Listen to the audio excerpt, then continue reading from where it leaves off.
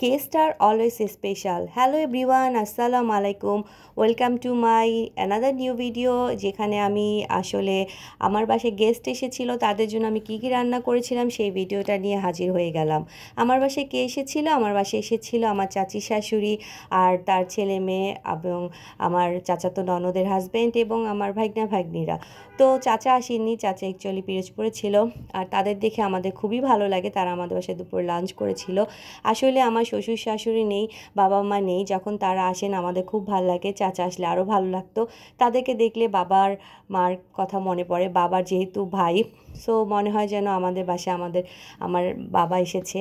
তো তাদের জন্য যে আয়োজন ছিল তারই একটা ছোট্ট ভিডিও আপনাদের সাথে শেয়ার করলাম। I am not a cook, but আমি চেষ্টা করি। আর আত্মীয় স্বজনদের খাওয়াতে পারলে না খুব ভালো লাগে, মনে হয় যেন একটা অন্যরকম প্রশান্তি, এবং তাদের সাথে যখন আসে সময় কাটাই, গল্প করি, খুব ভালো লাগে। তো থ্যাঙ্কস টু দেম যে তারা আমাদের বাসায় এসেছিলো। আর আমি যেহেতু রামিসা রুমাইসের স্কুল ছিল, সকালে কিছু কাজ রান্না করে ফেলেছিলাম আর বাকিটা স্কুল থেকে এসে করেছিলাম। তো এই যে দেখতে পাচ্ছেন, আর সব কিছু ভিডিও তো আসলে হয় না, তারপরে একটু একটু করে ভিডিও ক্লিপ আমি নিয়ে রেখেছিলাম। এই যে তাদের জন্য সামান্য আমাদের আয়োজন ছিল, আলহামদুলিল্লাহ। আর তারাও আমাদের বাসায় মিষ্টি দধি অনেক কিছু নিয়ে এসেছিলো।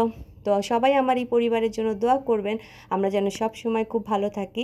আপনারাও ভালো থাকবেন। আল্লাহ হাফেজ, আসসালামু আলাইকুম।